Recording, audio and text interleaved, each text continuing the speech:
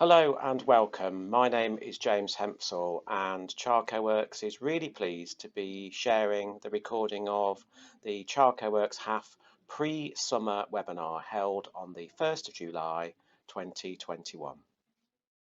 As I've said before, and I'll say it again, it's a complete privilege to work alongside you all collectively to do what we can to do to make sure that the HAF 2021 programme is a tremendous success this year. Developing and delivering and working in holiday activities is how I entered the sector over 30 years ago, and it's amazing for me to see such an expansive and ambitious programme funded by government to reach and support those children in greatest need. It's what I've always sought to do in my career, and it's never been easy, but the rewards are high, and the difference that we can make to children and young people and their families is invaluable. And this year, with so much staying at home and uncertainty about the outside world, means that more than ever, we must support the enrichment of lives, children and young people's resilience, their self-confidence, their well-being, and that goes for all of us as well. We must invest in ourselves as a delivery team. Oldham Council this week reminded us of the stark realities of children's lives these days. For a 13-year-old looking ahead to starting their year 10 in September, their last year of attending school fully was year 7. And that reminds us why it's so important that we must support children's experiences throughout the summer. Every experience for children and young people in this programme will be a learning experience. It will take them through into their future lives, whether they will have learned new activities, sports, made friends for life, participated in drama, arts, cooking, eaten and cooked food they never imagined that they would, will be things that they will remember for a very long time. So there's lots to do this morning, and we have great input from Harrow Council and Wirral Council, who will share their plans for the summer, as well as Helen Waite, the Deputy Director in the unit at the department.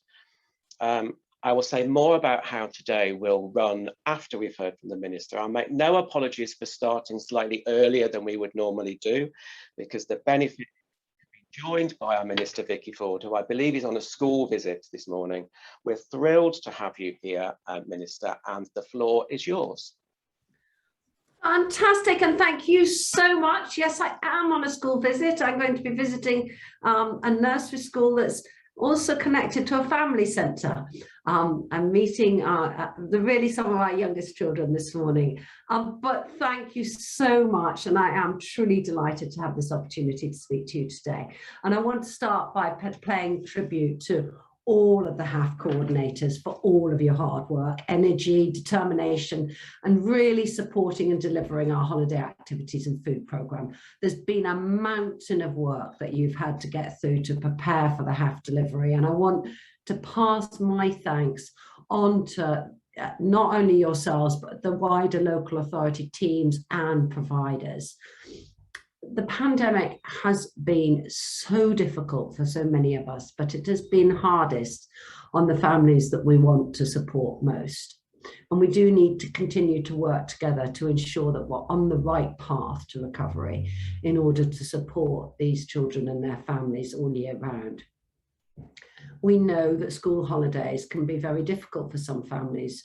Children are at risk of missing out on healthy meals, fun activities, as well as learning opportunities. And that's why we introduced our holiday activities and food programme back in 2018, so that we can support children from disadvantaged backgrounds in England over the holidays with food, but also with fun. And as I said in Parliament just the other day, this is the programme, alongside our work to support vulnerable children, that I feel most proud of.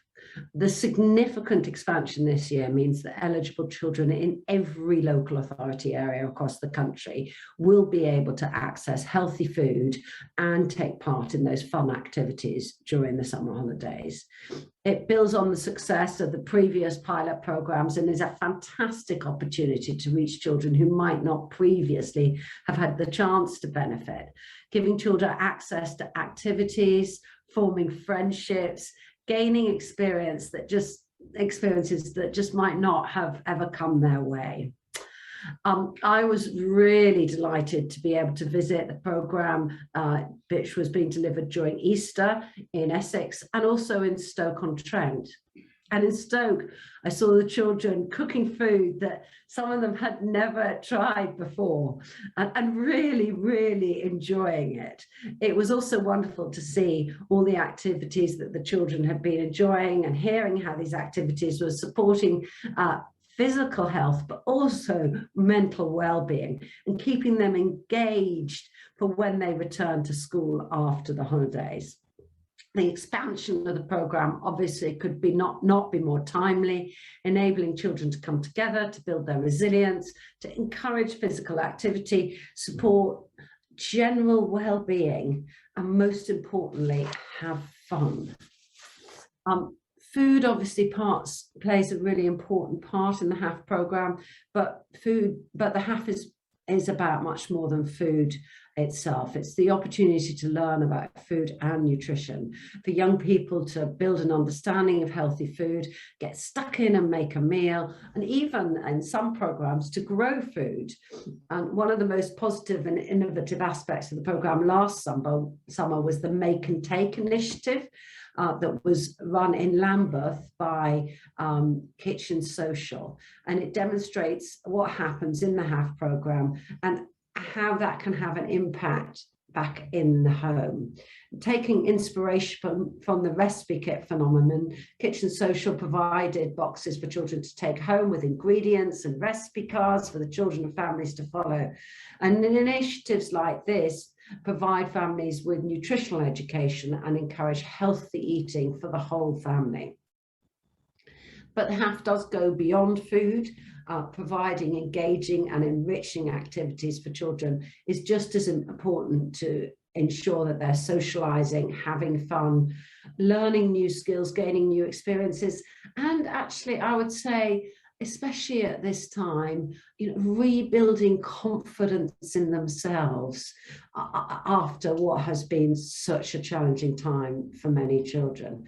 And I know coordinators are happy mapping the provision they have, working really hard on that, and they're planning and ensuring that they have a really rich mix of provision and opportunities to support a variety of children across age groups and with very varying needs. There have been some fantastic and creative delivery approaches. I know how important the role that community and voluntary organisations have played in the programme to date. And although the scheme is led by local authorities, we really welcome the work so many of you have done to engage and work with others in your local communities and in the voluntary sector, as well as schools and private providers. So I'm really delighted to see you all. You're all working together and supporting and delivering the HAF, and how keen you are to make it work for children and young people and families, as well as learning from each other. Some of you will be in neighbouring areas, so you'll be thinking about how you can work collaboratively across boundaries. That can be very, very helpful for families. And we know, for example, that Gateshead and Newcastle did that really well last year. Last summer, we had significant challenges with the running of our HAF programme due to the pandemic, but because of the resilience and collaborative working of our coordinators, all of the programmes were able to run, which was a fantastic achievement. And I know that those that were involved in the pilots have been incredibly supportive of the team here in DFE and the team at Childcare Works in delivering those bite-sized learning sessions, sharing their knowledge, sharing their experience, building that understanding and capability across the country. And as ever, we continue to build our learning. I'm delighted we have an independent evaluation in place. And I know you'll all be really carefully thinking about how you demonstrate locally the difference the programme can make. I really do encourage you, please do invite your local leaders, please invite your members of parliament along to see for themselves the programme in action so that they can help champion it across the country. And they will see with their own eyes the hard work that you are doing, the difference it's making in your own local communities, and the impact it's having for children. So just to finish by developing this program nationally and sharing this best practice, we're moving forward with the ambitious program. It will bring real tangible benefits to disadvantaged children and their families. By sharing your experiences today, we'll be able to support you so that in the midst of all of the challenges you're facing, you will still get that support. And by working together, I know that we will be able to fulfill this pledge, this really precious pledge that we have in government, but you also have in local government, that no child should be left behind, because I know we all share that belief. I know you've all been working an incredible timetable to deliver the programme at scale this summer. So thank you for your commitment. Thank you for ensuring we deliver. Thank you for making a difference to your children. Please do keep reaching out to tell others exactly what we're doing. We need to make sure that our children have this fun, they have this food, they make these friendships. And I'm really looking forward to coming and visiting some of the programs once you get started in the summer holidays. Thank you. Thank you very much, Minister. That's a great rousing start to today's pre-summer webinar, and thank you very much for joining us. As I said earlier, my name is James Hempsall. My role today is to chair today's webinar and to lead the team of advisors working with you all throughout this year. We're joined today by advisors, by local authorities, by HAF coordinators, by members of the DFE team, and of course the Minister just there. So a great start. So what are we aiming to do today? Well, that's on the next slide. Today is a great opportunity for us to update on national messaging before the summer gets going in properly.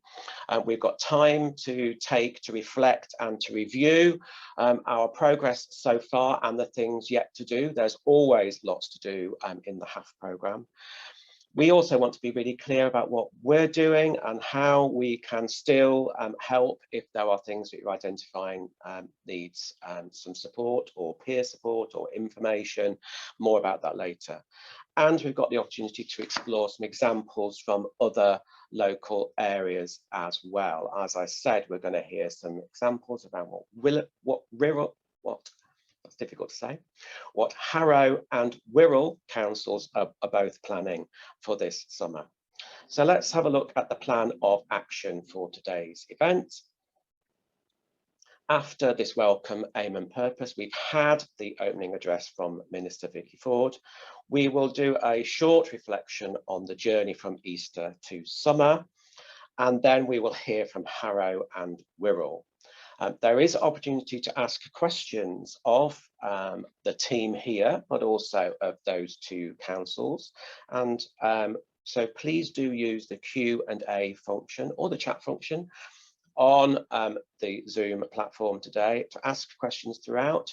One of us is keeping a good eye on that and will be posing those questions within that Q&A session later.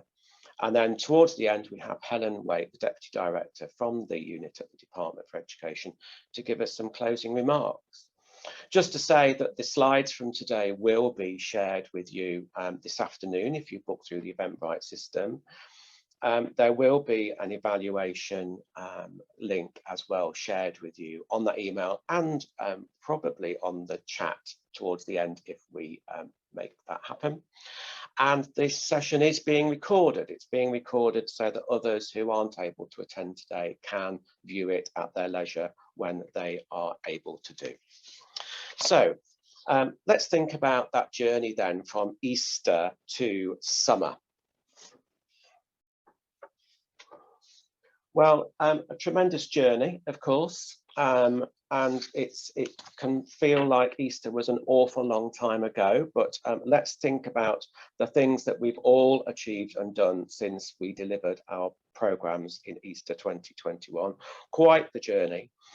Lots of tasks to be tackled, and it's been impressive how many lessons have been learned through that process and how those lessons have been shared between the programme and local authorities, but also in those sub-regional cluster meetings. Of course, thoughts are very much about how we are ready for the summer, but I've also I've noticed how people have already started thinking and talking about December and the things that that the summer has taught you already that you want to make a feature of your December delivery. And there's a little bit about what we think, given that this is, I think we've been working with you on this programme for just over 2 months now. It's been a very busy period. So there's lots of things that we're happy to share. I think it's important right at the beginning to say that when we first started with you, we very much looked at your May delivery report plans. Because you told us that in those May delivery returns that you wanted support with coordination and project management, and that really has been the focus of all those one-to-one meetings that we've had with you. There's a very, very small number of local authorities that not yet had their one-to-one meeting, but it's been an incredible feat to make sure that we get all of those meetings in. But support with coordination and project management has been what we've been looking at in those meetings. Also, that you asked for the opportunity to share, to network and to collaborate with local authorities local to you, but sometimes beyond those boundaries and borders as well. But that's been the primary aim of the regional cluster meetings, and we're in the middle of the second round of those at the moment, with another round coming up. So very many sub-regional cluster meetings to do just that, to share, network and collaborate. And national events like this and the bite-sized meetings also give an opportunity to collaborate and to share.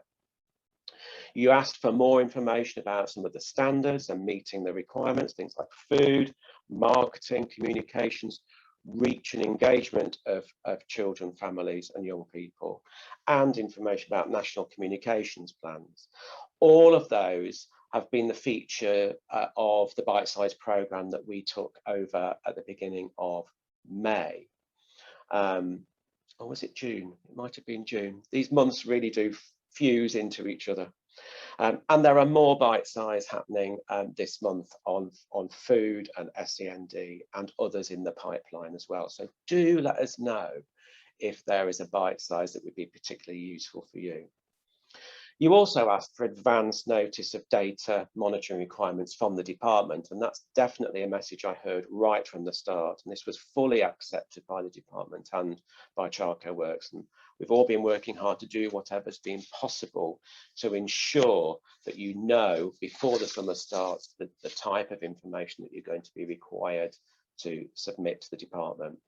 I can say it'll be broadly in line with the May delivery plan return, with some hopefully things that you feel that are improvements and efficiencies, and that information will be with you very, very soon.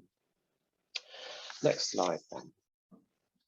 So it's quite easy for me to look back at some of those experiences at Easter. It was great to show those video clips this morning at the beginning of today's session, and the links to those videos are actually being shared in the final slide today. So if you wanted to click onto those or to use those in your promotions. It's great to see those videos, but it's great to use the hashtag. If you search hashtag HAF 2021, loads of stuff comes up around how the Easter provision was running, which has been brilliant to see. And the hashtag HAF 2021 is definitely something that we're encouraging everybody to use throughout the summer. And I know it's a feature of many of your communications programs. It was a feature of a bite size recently, and the link for that is on the next slide. We held a bite size which not only featured the Department for Education's communications toolkit, but we also promoted the use of social media as well. Could I have the next slide, please? Brilliant. So if you wanted to click onto that link, you can see the recording of the session that focused on that communications toolkit from the department and gave hints and tips on social media, using social media to best effect. We also did a sort of a sister session to that bite size, which was on reach and engagement, and that was about meaningful ways in which we can get the message across to eligible children and young people and families in non-stigmatizing ways, and in ways that manage supply and demand, but also promote the positive nature of this initiative and don't focus on issues of stigma. And actually they reinforce the aim and purpose of the programme and encourage and enable people to take up their eligibility and their entitlement. So a little look back, let's think about the things that we've all been busy doing, and I'll hand over to Joe. Thank you, James. Thank you. So there's been a tremendous amount of work that's been done, and for many tasks completed, but there are still some things that need finishing off, finalising, the things still to complete. If we think about what has been done and some of the things that need to be still completed, throughout this process, you've been managing the changing effects of COVID, and for some areas, those are continuing to change, and you are now starting to think about those contingency planning. There's been a tremendous amount of work being put in place with regards to coordination arrangements, structures, steering groups, and working through simplistic and for some quite complicated commissioning processes. You've been working with local providers, establishing community projects from scratch in some cases, thinking about how you link with schools, using venues and locations creatively to get the maximum reach that you can across your areas. There's been lots of discussion with providers in provider forums and information exchanges through webinars and briefings. And you've been bringing together delivery partners and working to think about how collaborations can create something that works in localities where there may not be just a standalone provision. Everyone's been thinking about how we meet the standards, how we support providers to be able to deliver against the requirements, whether that be through training, connecting providers with food providers, thinking about your due diligence, your monitoring, and ensuring that what's being delivered is of the highest standard.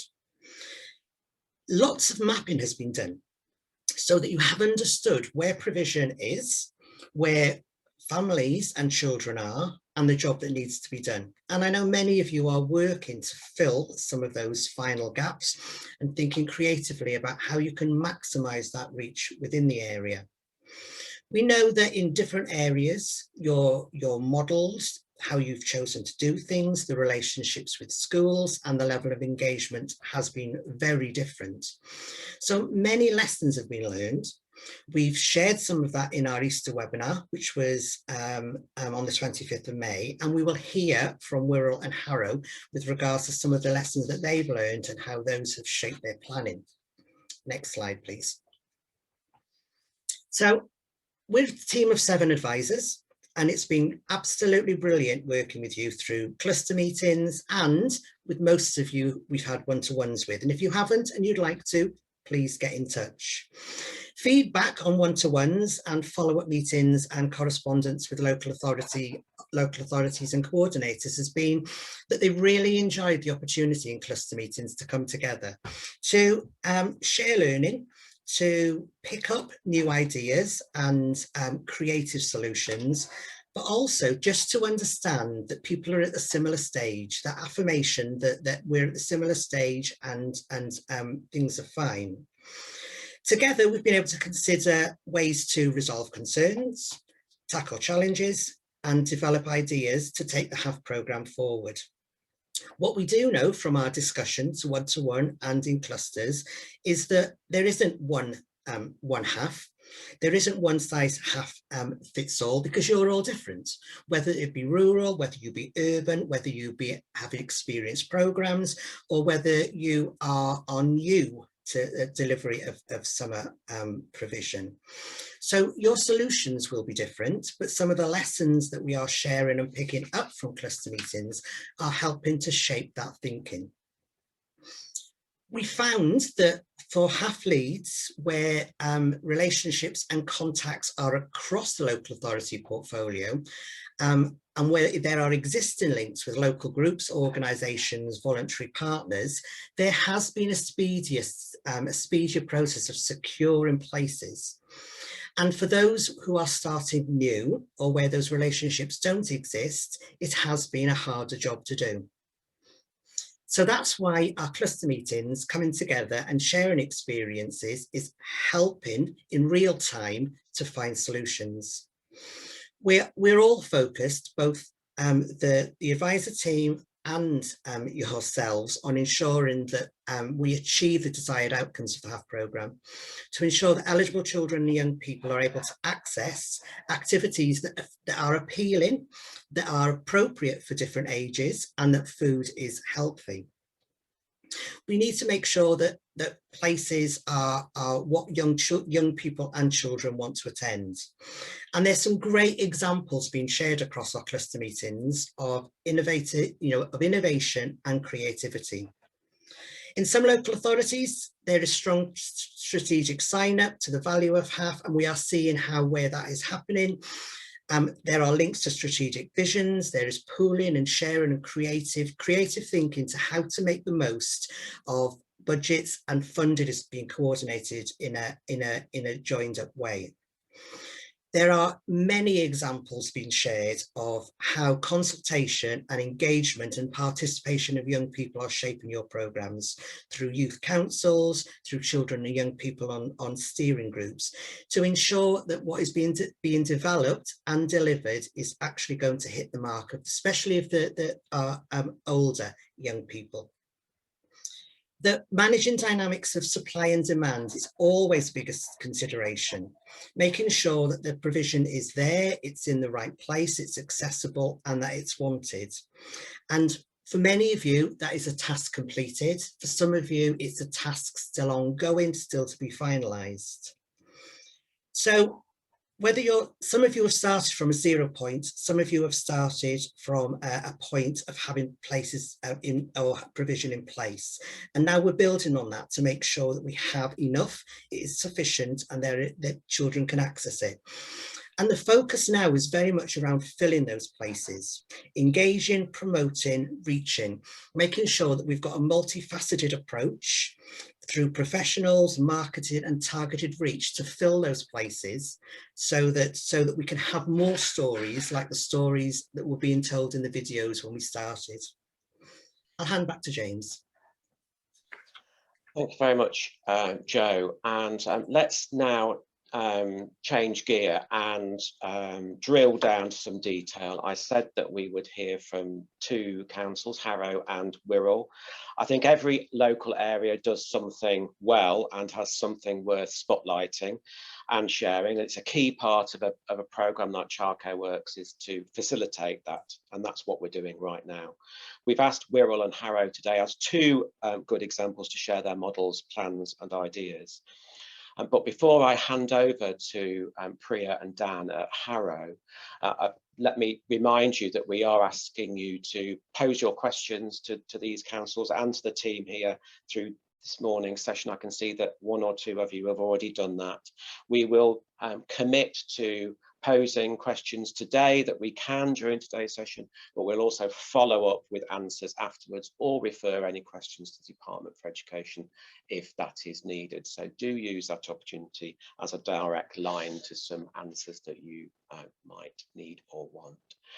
Fantastic. So it's my pleasure to introduce Priya and Dan from Harrow now, who are going to take us through their approach to summer 2021. Good morning, everybody. It's a real pleasure and honour actually to be invited to speak about Harrow Council and our achievements. Next slide, please. So from the outset, when we received this notification from DFE, we've really enabled our strategic partnership, our focus on community engagement as the priority in how we will deliver this programme. So talking about corporate and political support from the council, it started from the chief exec all the way to our local politicians and our community sectors to look at how are we as a borough going to fulfil this programme. as you can see with the mapping, we've spent a lot of time really looking at the areas of high free school meal accessibility, but need, and what's already been delivered in those areas. And we put together this map to show the providers, the community, actually these are the areas of hotspots where we would like you to deliver your services. So not necessarily school-based, but area-based. We also focused on the need for sustainability. So if we're going to see this project through post this funding, then it has to be delivered together. So it's part of our children and young people's priority plan that we've set with our health colleagues, that food poverty, the HAF program, will continue to be supported once, if the funding does finish. How are we going to make sure that we don't just do this as a one-off, but making it a priority that's been signed off is going to help us through. So we partnered up with our Young Harrow Foundation as completely commissioning them to run this program, lead this program with their expertise, and having over 200 community organizations already working with the borough. It was the only way that we knew we could make this a success. So I'm going to pass over to Dan Burke, the Chief Exec of Young Harrow Foundation, to describe what is our summer plan. Thanks, Priya. Can I go to the next slide, please? So this, what we've designed is from the Easter program, we were piloting. So we mostly did face-to-face, safe and bubbled face-to-face over Easter, because we wanted to really understand what was going to work in this borough. For the summer, this is what it's led to. So we have two major streams for our HAF in Harrow. I'm going to start with the schools partnership. So the first one is the schools partnership. So what we found in Easter is programs that just use the facility of schools just weren't able to reach the right young people in the kind of timeframes that needed to be put in place.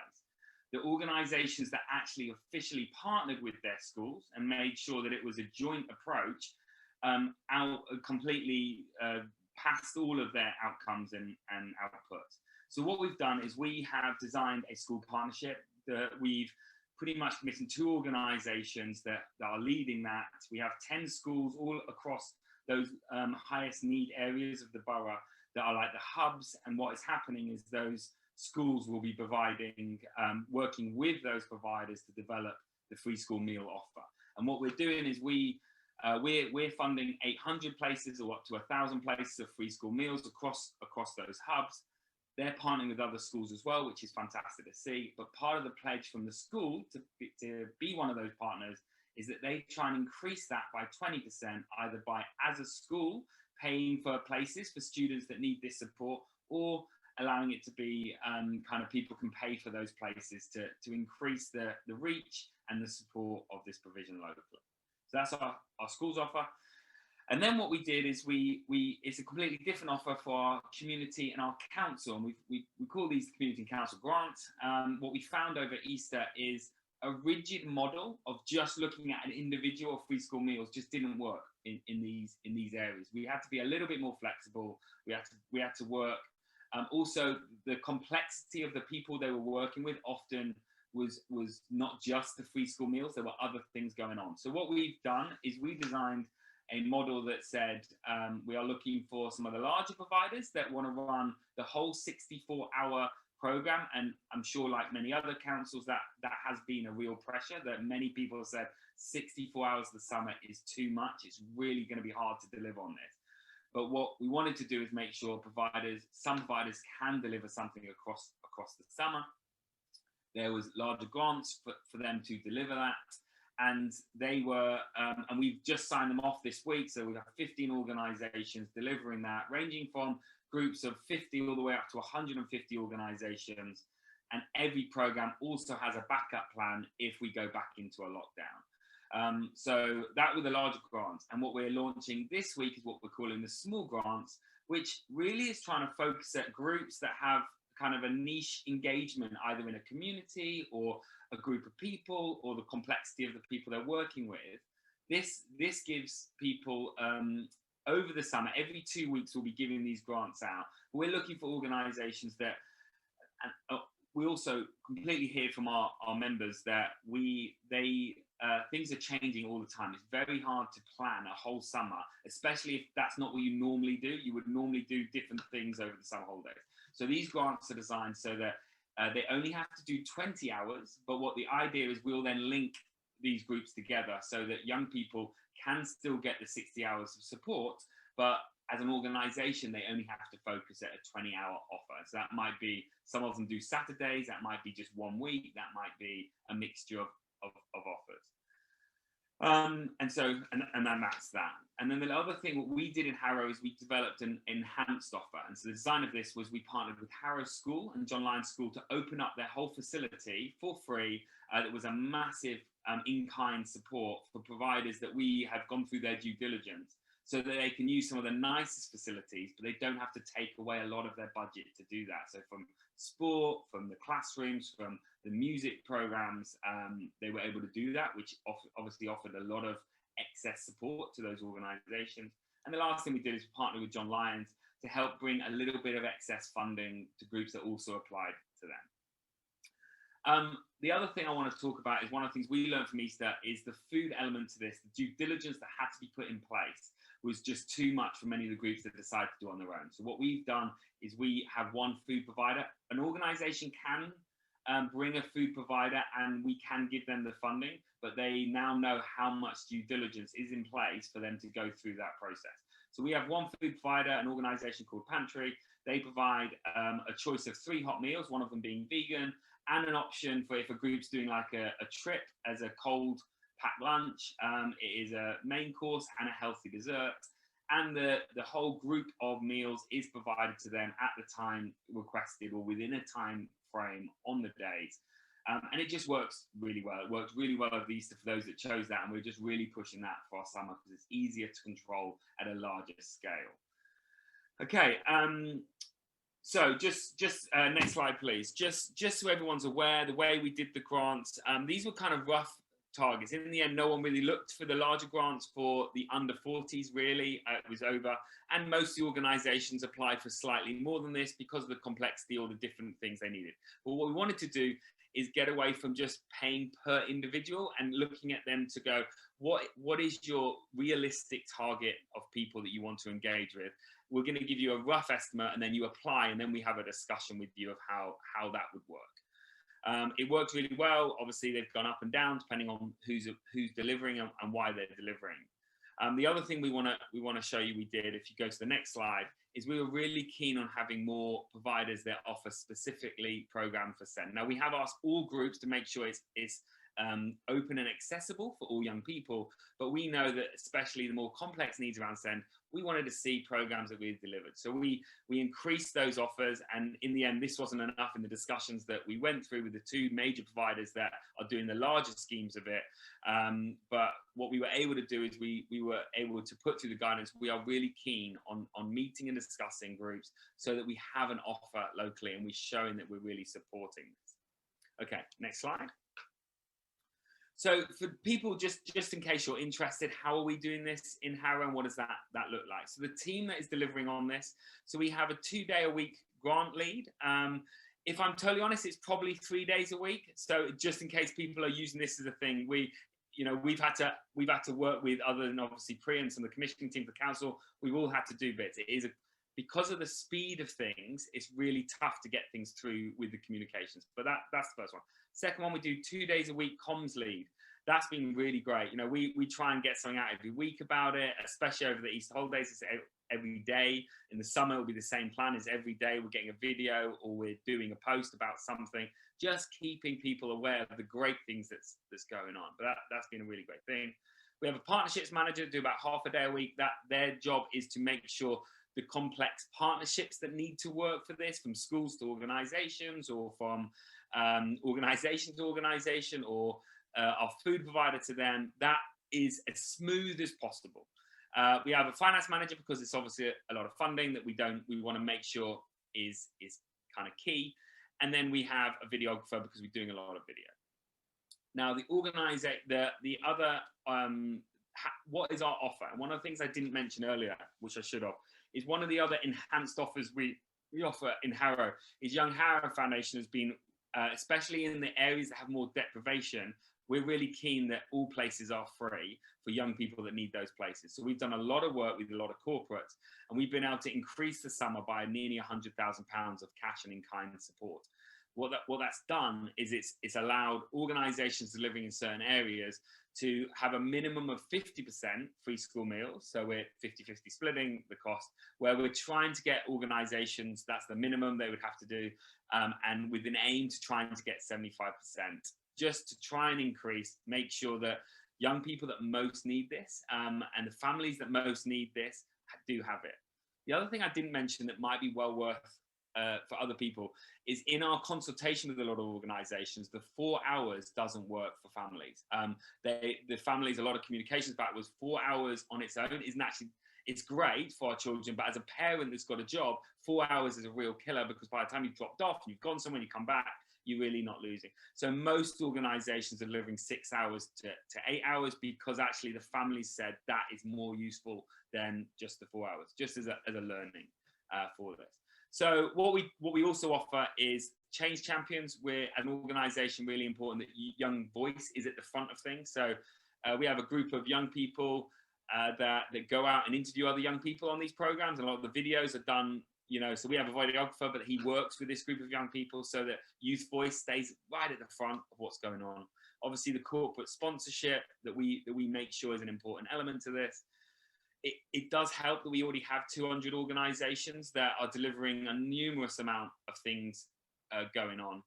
And we also have a website that we already had that is a one-stop shop for local provision. So what we have is a section of that just for HAF, and every provider we fund for anything has to make sure it's open and accessible there, because every school in the borough is being asked to send that home to parents so they can click on it and find something local for them. And the last thing I wanted to just quickly say under this organisation offer, the other 3 things that we put in place to try and make it as smooth as possible for organisations to deliver. The first one is parents. It was an interesting Easter of trying to figure out, how do you offer things to parents? We offered like some webinars and some other things. They didn't work, if we're totally honest. A lot of pushing went on, but people I think were just tired. They didn't have time for the parent webinars. So what we're doing in the summer is we're offering a lot of resources so parents can take them when they need it. But the other thing we're doing, which did come back from them, is offering some video work, like some videos that will be all over social media about cooking on a budget and making sure it's really youth-friendly and family-friendly thingies. I know you've just come back, James, so I've got like 1 point and then I'm jumping off. Is that all right? Great.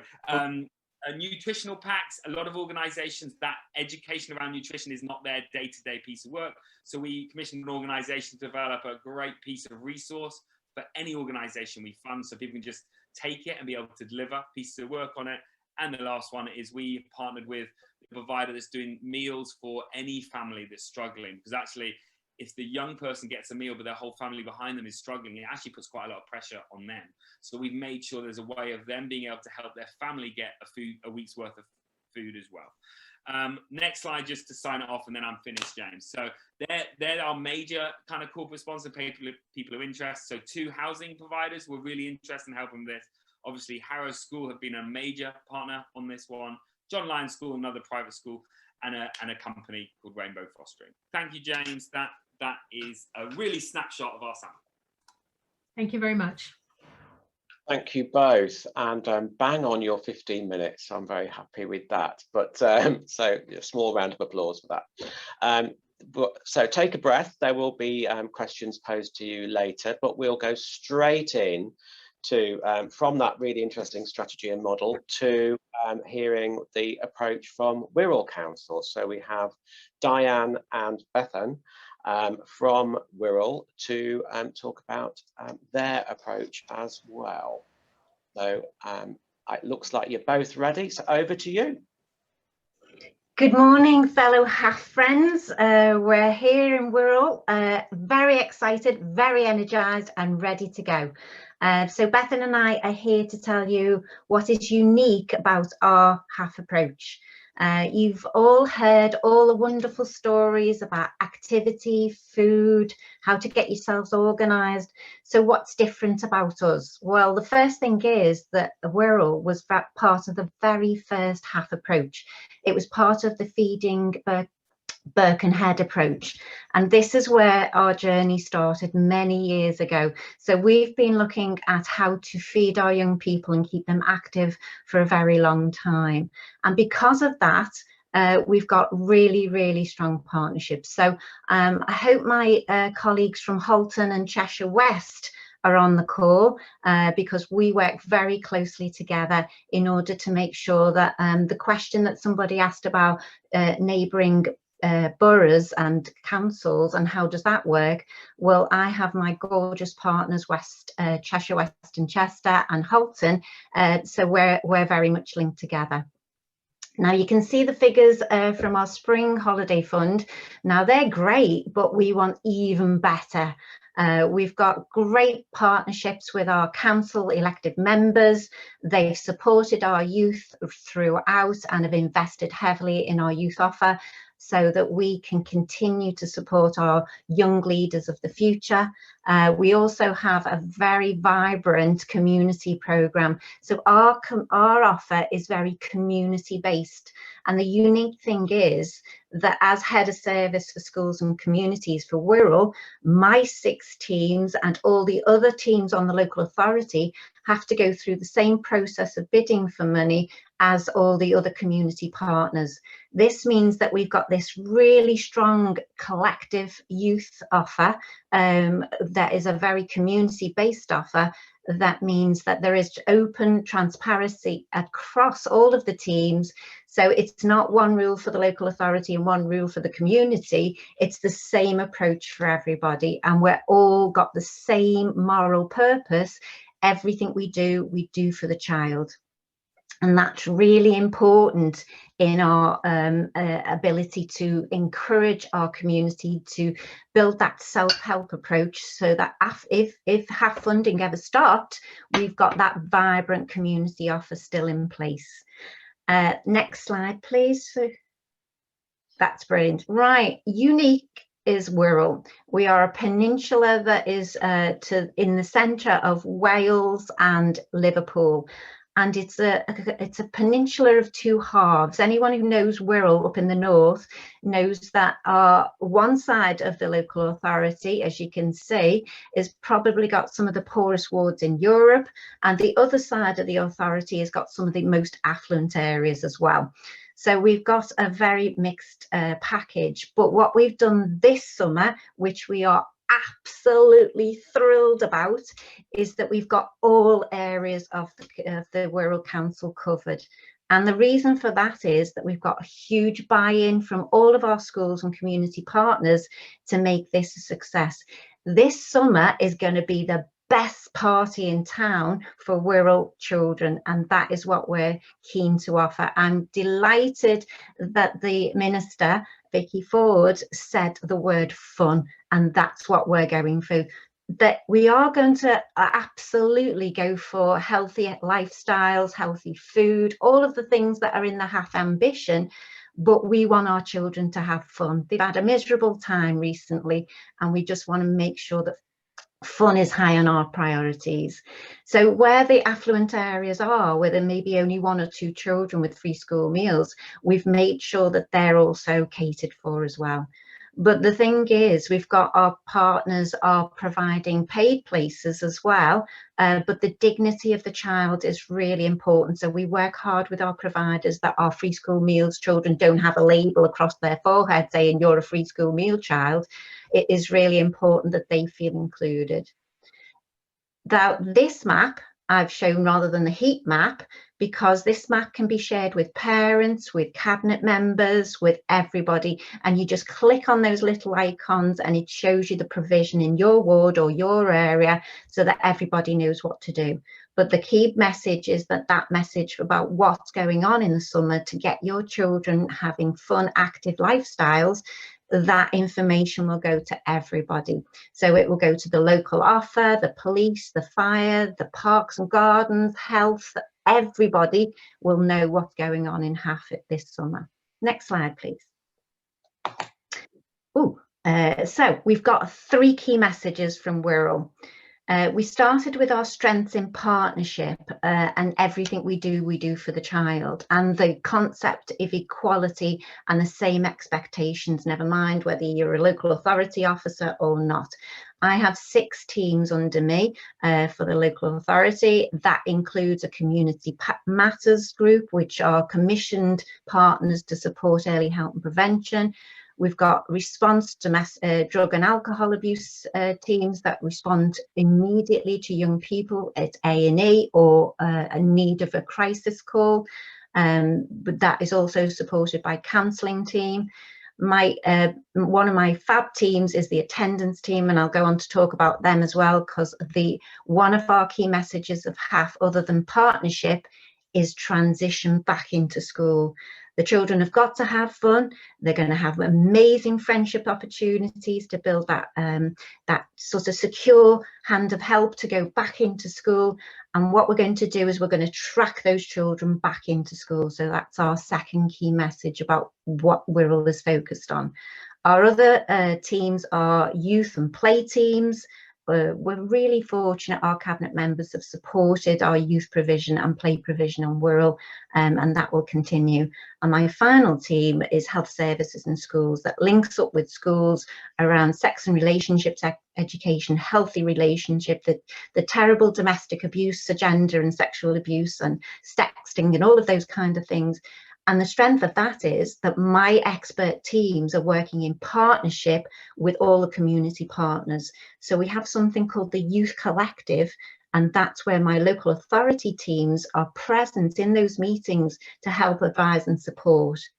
I can't go any further without mentioning Essential. Bethan's on the team at the moment with me. Everybody needs an Essential in their life. I'm sure Halton and Cheshire West will agree with me. You need an essential in your life just to keep you sane and on track. All of those things that Joe was mentioning about, there's an awful lot to do. That's where you need your essential, because they ensure that all of those safeguarding, all those duty checks, everything is there, and the liability checks, we're all sorted in Wirral, Cheshire West, Chester and Halton, because we have an essential on board with us. So 3 key messages: partnership, fun, friendship and transition, and inclusion. I'll come on to the inclusion at the very end. Next slide, please. So I mentioned our transition back into school. I cannot stress this enough. As an ex-head teacher, this is just paramount for us. We've been campaigning in a positive way to point out why it's great to be in school and what school can bring to you. I believe that education is the greatest liberator from poverty. I've had an amazing education as a child. I came from a 2 up, 2 down in Liverpool, and I know the life that it's given me as a result of a brilliant education. And we believe that all of our children deserve this. So we support 2 particular panels, a vulnerable children's panel who are not known to social care, and also a child missing from education, what we call 25 group. This is our moral purpose. There is no statutory regulation for the number of hours that a child needs to be in school. There is a recommendation. 25 hours is the key stage 4 statutory recommendation for attendance in school. So any child who's out of school or on a part-time timetable for too long, we all work together in partnership across health, parks, community, my teams, family matters, children's social care, all get together to get that child back into school and return to their learning. This is so important. Thank you. Next slide, please. So I'm going to finish on inclusion because this for me is my greatest passion. As a head teacher, one of my greatest moments was when Ofsted said that we were an inclusive school, and that was when I knew that we were doing our job properly. This means all of our children have access to fun and friendship and healthy living and healthy lifestyles. Now, I know we've all talked about how we all dish out our money, but this particular project I've chosen called MODS. It's called Making Our Day Special. It's about children who have disengaged from life at the moment and are really, really struggling. We're focusing in on our transition years 5, 6, 7, but we have opened something called mini mods this year for our year 4s who are also struggling. You know, I'm sure you're all aware of the increased demand for services and support around emotional well-being and mental health. So this particular programme is all about fun and friendship and transition back into school. And it's very inclusive because sometimes these children feel that people have given up on them. I know the parents of these children are very desperate at sometimes, and this programme has been very successful at reducing placement breakdown as well, because it gives that respite for the parent. It gets the parent to understand that your child has a lot of strengths, because everything we do is strength based for our children, and it helps them to do that. But the particular thing I love about this programme, and you can just see the feet of that young person there, he's guiding and supporting other young children. This is our peer support group situation, and big shout out for Wirral Grammar Boys here, because their peer support group is just amazing. I don't know about you, but I think children think I'm a little bit old, you know, past my sell by date. But when a young person talks to another young person and sets that amazing role model for them, it's just inspiring to see the difference. So we have a huge programme of peer support. The other thing is special about these kind of projects is multi-agency. So the social worker will join the child in that journey of fun and friendship, and get to know the child on a different footing from being their social worker. And that helps the social worker support the child a lot more effectively. The food education that we can do within these small groups, and they are small groups because there are significant needs amongst these children, is really important, that they get to learn how to live and get to learn how to have fun as well. And you know what, you know, they will make mistakes and they will have times where they feel a little bit sad, but that moment of what they call is their friendship group, that helps them to get back on track again and have more activity and more fun. It is inspiring.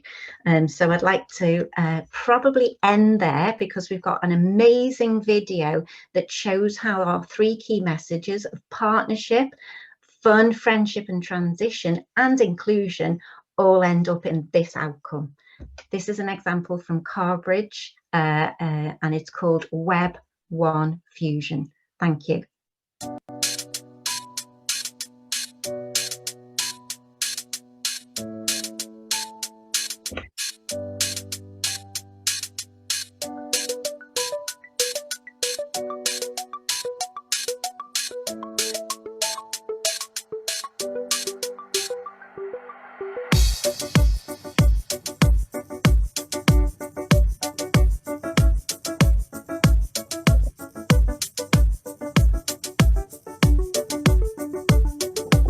Mighty Carbridge 2020. I like playing drums on the pads. Check out my tricks, they're not too bad. I do lyrical hip-hop and street. I can beatbox slow, no beat. I do tricks when I'm rollerblading. I can do an ollie and it looks amazing. Running fast up the right wing. Monkey jump, watch me like swing. Playing footy with my mates. Beatboxing make me feel great. I can play in any position to make sure we beat the opposition.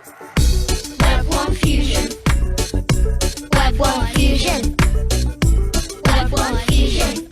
Community led and keeping us fed. Web 1 Fusion. Web 1 Fusion. Web 1 Fusion. Together we achieve more. I do tricks in Wheels Extreme. To be the best player is my dream.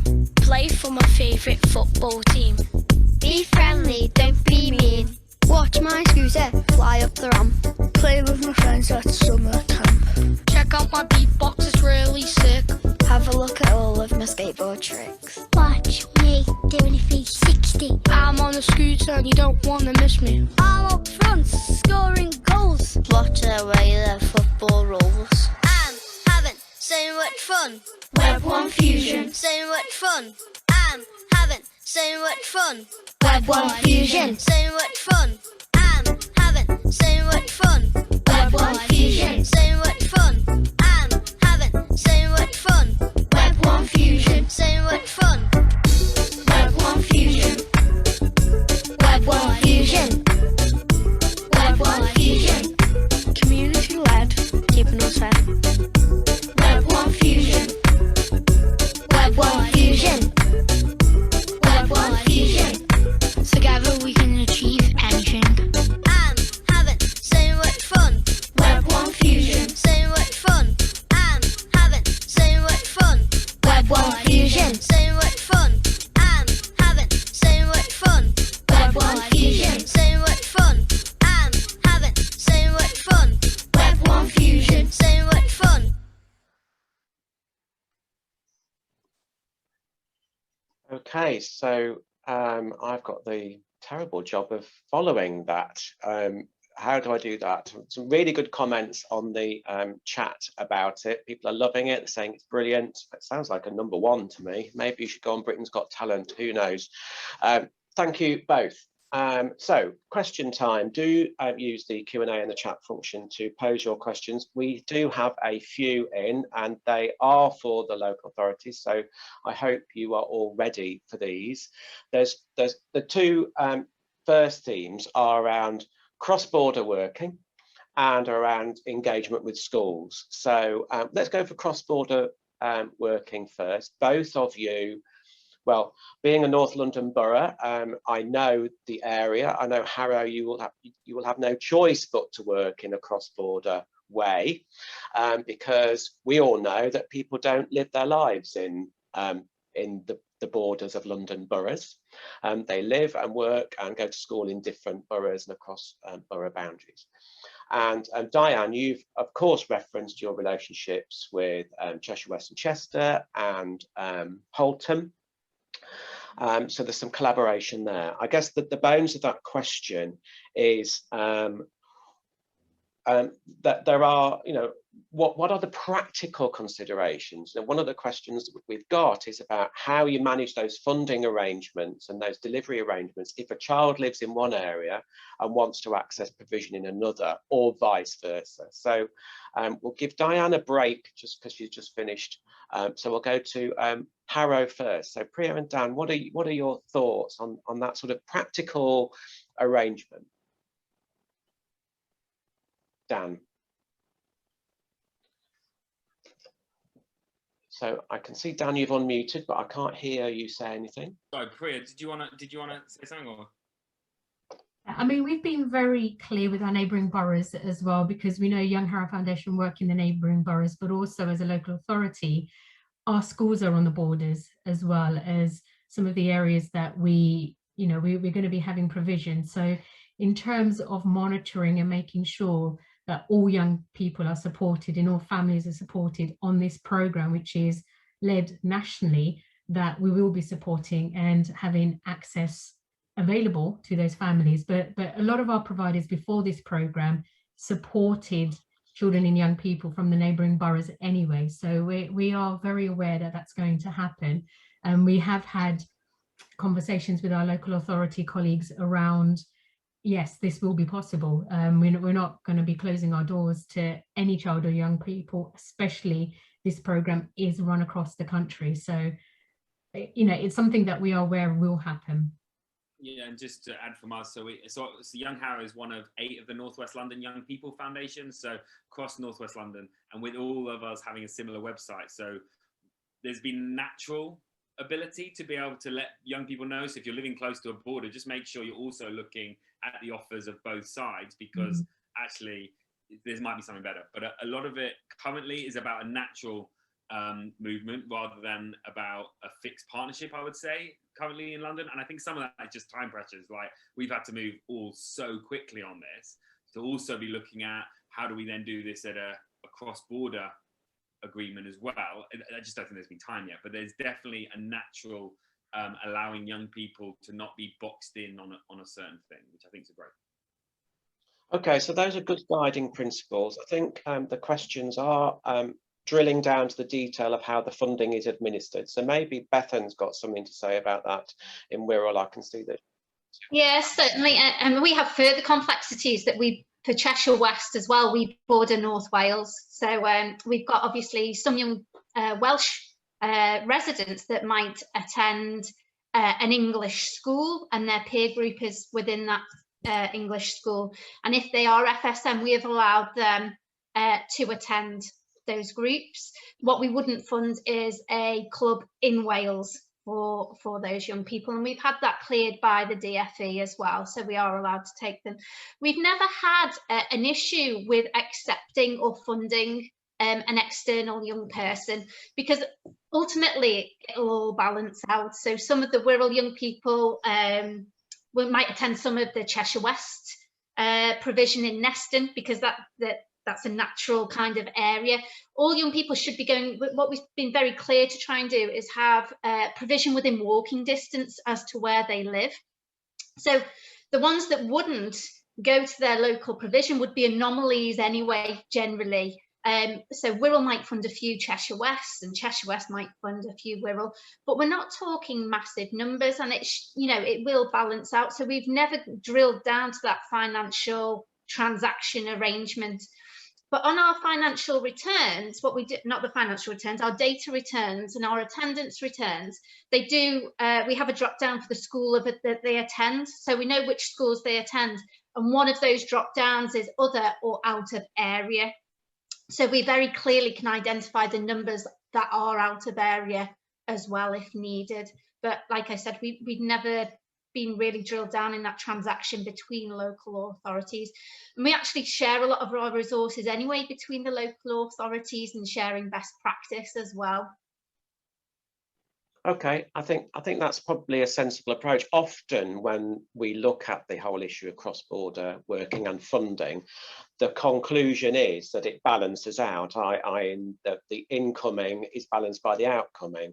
It becomes more of an issue if you are a local authority that's a larger importer, and there are some anomalies. So depending on where populations are and where people naturally gravitate to. So if you're a city within a county, for example, there can be lots of migration in, or if you're a small county like Rutland, for example, that can be a particular issue. But generally your approach across the two local authorities here is it works out on balance, and you've not drilled down the detail, but your values and your approach is open doors, in England anyway. Not countering the Wales example. So that's very interesting, thank you. The other one was about schools. Now, schools of course are a key partner in the delivery of HAF, or the promotion of HAF and the reach to children. They're not the panacea, they're not the single solution, but they are a really important stakeholder. We've particularly in Wirral, there was a strong message there about school partnerships. You know, once you're a head teacher, you're always a head teacher, aren't you, Diane? You always are. But I think this whole stuff around engagement of schools. You know, what are the top tips for those local authorities out there who have tried but still are finding it tricky to engage their school sector in delivery? You know, what's your best advice, both to LAs around engaging schools, whether that be for this summer or looking ahead to December, perhaps? You want me to go first? Yeah. Dan first, yeah. So I think for us, one of the key things is how do we make it as simple as possible, and how do we listen to the school? Because some schools are exhausted. Some schools are quite clearly saying, we don't want this in our schools. We've had loads of breakouts. We don't want anything this summer. We just want to relax. But they've signed up as a referral pathway to make sure that their pupils know about this, but they do not want to take part in something that gives them a responsibility this summer. They've made it clear that's fine. The other thing that our partners that we funded to actually be those school hub leads, they've tried their best to make it easy for the sign up. So for an instance, one of the things, a lot of our research locally is bullying is really going up in the transition that first year, because it's really hard. You've had a really strange year and a half, and in September it was a really strange time to start. So we're really interested in trying to get as many of those on this program. So on the sign-up days where parents were going to schools, we asked those providers to be there so parents could sign up easily rather than making the school have to do all these other things. But I think it's the balance of making sure the communication is, this isn't, can you do this? It's how do we do this together? And does this fit for you at the moment and really help your family and your pupils? And if it does, then great, let's work this out. But if it doesn't, can you help us get the right people on a local program? And I think it's that communication. So, and a lot of it, if I'm honest, is about vocal. It is not about emails. If you're running an email program to get schools to sign up, I think because of the busyness of them, it just won't work. So it is about getting to those network meetings and making sure someone is having a really engaged communication with them. Okay. Anything from Wirral on that one? Yeah, I think that attending all the primary, secondary and special heads meetings has been really useful, and explaining the options that could be available. So we have a few options. One would be the school provide that provision themselves using often their TAs over the summer. The other one might be just to open their grounds, and we can look to support in finding a third party provider to come in. And the other one is around, can we open your school up wider to your cohort of young people as well, and encouraging that wherever possible. Had a lot of conversations around your safeguarding leads need to be on site or just available, and working through all those questions that are the challenges that and the questions that those schools may have around delivering over the summer. I think one of the biggest challenges has been, again, with COVID, and I'm sure everyone is in a similar situation, but obviously in the Northwest we've got significantly high rates again. I was at a meeting yesterday and that was with public health, and it's around public health, getting them on board to see what measures we've put in place with our providers. We have flow charts, COVID flow charts. We've got lateral flow test kits going out to those providers. We've got risk assessments from all of our providers within the schools. We've limited some of the visits due to the high risk areas. So some of them are having to stay within those school grounds for their full provision where they might have done some visits. So we've reassured public health, then public health are putting out those messages to the schools saying, yes, we're supporting HAF. We're happy for your schools to open, because obviously schools are quite fearful and are getting mixed messages from different teams and different voices, really. So a lot of reassurance across sectors of teams to say, yes, come on, we're supporting it, it's COVID safe, and this is regulated activity, it's not unregulated, and that's the big difference. James, That's really interesting. Well, to Beth's comment, and Kira, I'm sorry if I pronounce it which way it is, but first of all, thank you for the lovely comment about website, but she's just mentioned about the head teachers aren't the best, and I think in the past that's often been the communication point, and over COVID that has nearly stopped for us because it just doesn't work. And I would really back up that like we've just heard, the networks, but also like your Senkos or your kind of safeguarding leads, they're the ones that really are got their fingers to the pulse at the moment and can either make something happen or not. So if the normal communications heads, also I think you'll be finding you're hitting a bit of a brick wall at the moment. Yeah, it's Kira, by the way, but good attempt. It sort of links to this other point really that's on the chat, which is about, okay, we've had schools signed up, but now they're getting nervous about rising infections, and the comment that's shared today is that their schools are considering withdrawing. So what would you guys be saying to schools that are at the point of withdrawal because of their level of anxiety about COVID? What would your strategy be? I guess you'd be on the phone.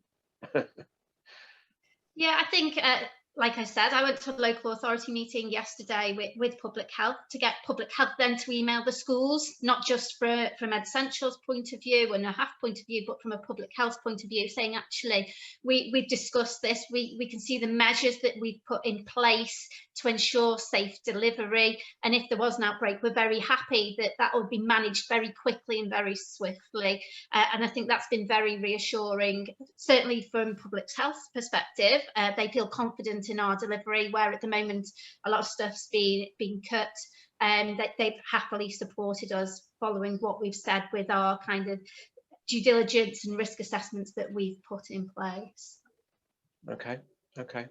Absolutely. Just as what's just been mentioned, our public health director weekly talks to schools and the heads with a bulletin that goes out on our dashboard and what's happening locally and what the cases are in terms of Harrow. So I know our public health team are on board with our program here, but also that regular communication with what are the rates like and all the testing, because we've had a really big program that Harrow have implemented with the testing in schools recently as well. So you're absolutely right. It's just having that confidence with the communication with public health and schools to reassure if that's appropriate.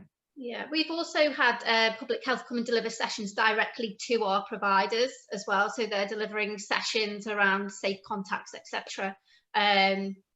Over the next 2 weeks, really leading up, to just reinforce those health messages, really, and COVID safe messages.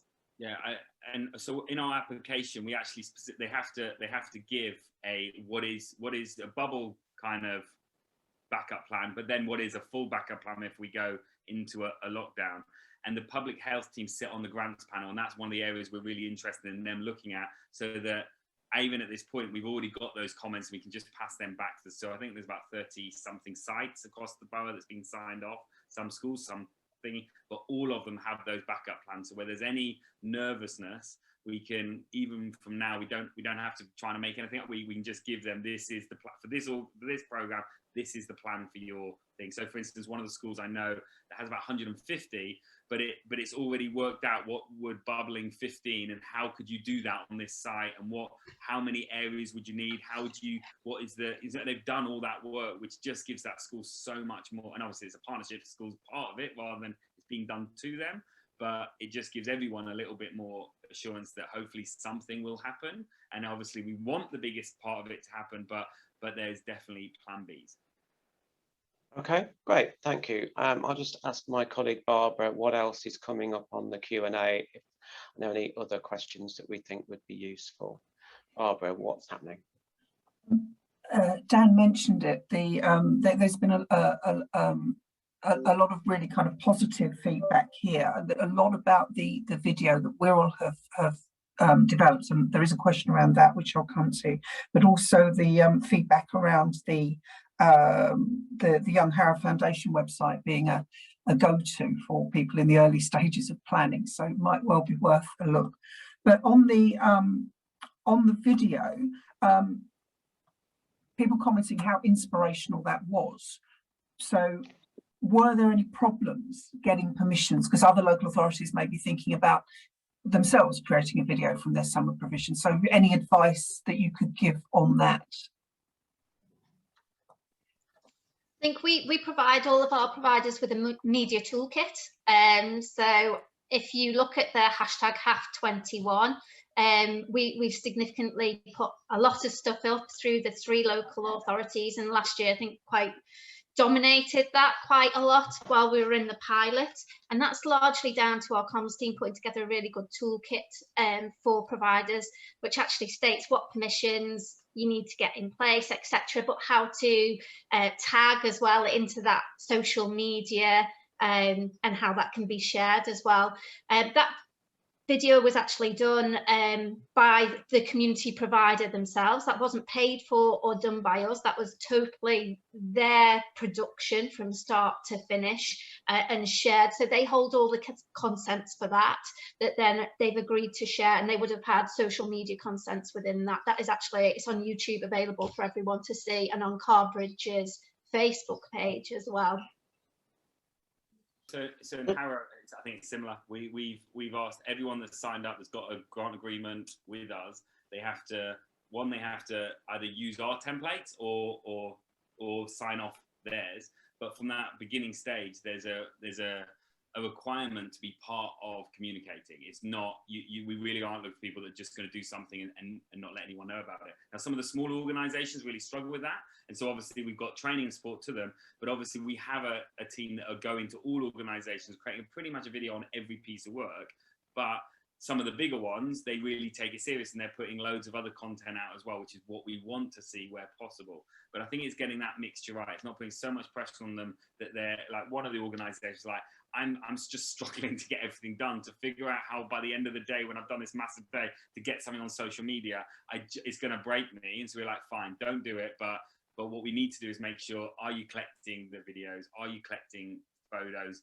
And do you have all parental consent and permissions for everything you have, so that whether you use it or we use it, we can be in the best place to say positive messaging. Because I think one of the things with Easter, it was just good to see stuff on social media about positive things rather than about, oh my gosh, we're doing this, and oh my god, like, it was just great to see children smiling, children laughing, those lovely meals. It was lovely. I was watching it every day, the kind of HAF 20. It's obviously I loved ours, but I also loved watching all the others because it was just nice to see.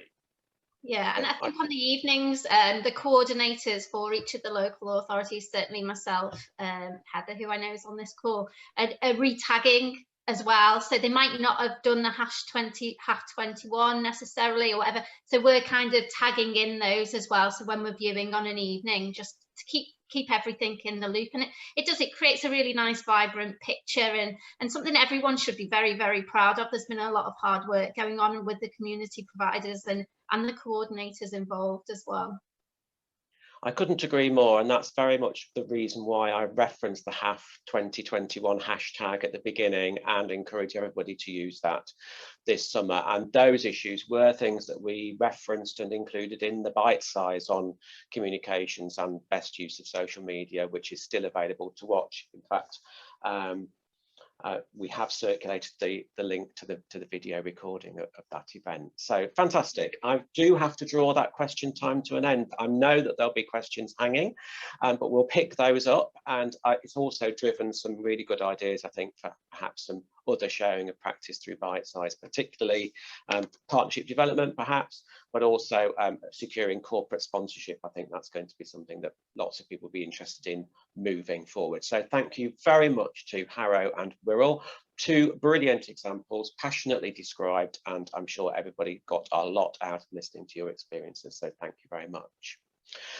The next item on today's agenda, the final item apart from my closure at the end, is to invite Helen Waite from the School Food and Flexible Childcare team. She's the Deputy Director at the Department for Education, and Helen is here to share some concluding remarks.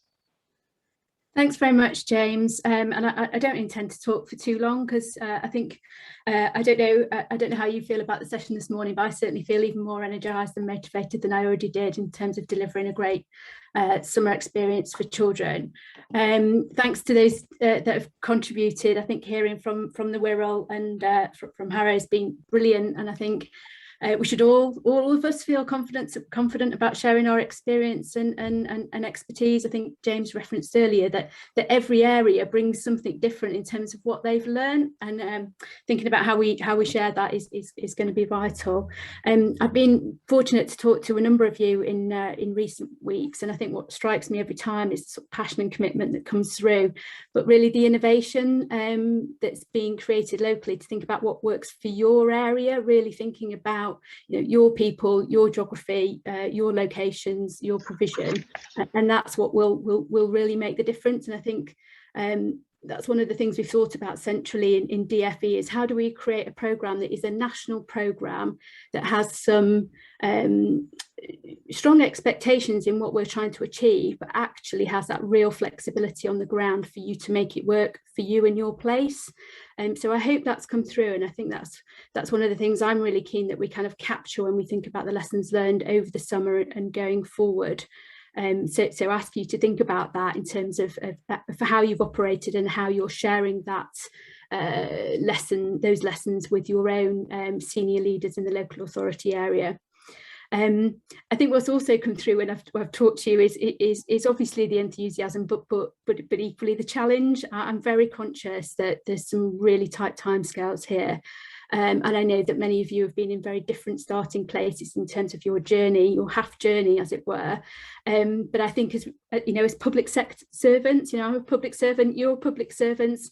We all know that the best public servants are exceptionally creative and incredibly good at problem solving, and I know that you'll be doing that on a daily basis at the moment. So my thanks to you for your commitment to doing that.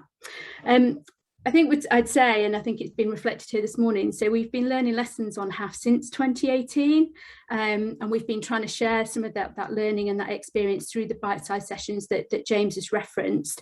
I know that many of you have been tuning into those and taking information from them and asking, you know, great questions, which makes us think and makes us think about how we should share future lessons. If you've missed any of those bite-sized sessions, they are all available still, so you might want to go back and look at some that you attended early on and just kind of revisit and pick up any of the information. And thanks to those of you on this call that have presented at those sessions. Without you sharing your experiences, others won't be able to learn. So thank you for that. What else did I want to say? I'll have a quick look at my notes. I think it was great that we just touched then on the communications. It's one thing sharing lessons because we're always looking for ways to improve, but I think Harrow colleagues just were super clear then in the importance of showing off a bit. Actually, show off your successes, and we love to see your photos and your films. And I can't make any promises today about what's going to happen with the future funding for HAF. You know, obviously all of that will be wrapped up in the government-wide spending review later this year, but I certainly know that showcasing a fantastic summer across social media using the hashtag HAF 2021 will do me no harm when I come to have those conversations with people. So please do use that. Please look at the comms toolkit that we sent out, and I think again we're all colleagues sort of shared some great advice in terms of what they've been doing, and I wonder if they might be able to share one or two links back to Childcare Works that could be distributed out to others. I'll just wrap up by saying, so I've been a public servant working in the civil service for 20 years now, working in social policy, and I can honestly say that the Holiday Activities and Food Programme is one of the most exciting things that I've been involved in. I think it's one of the things that has the most scope to really make a tangible difference immediately for children, you know, giving children a great time over the summer holidays, but also for the future in terms of some of the kind of strategic things we're trying to shift and think about here in relation to holiday childcare more generally, and also public health and laying down those great health messages for children about being active and eating well.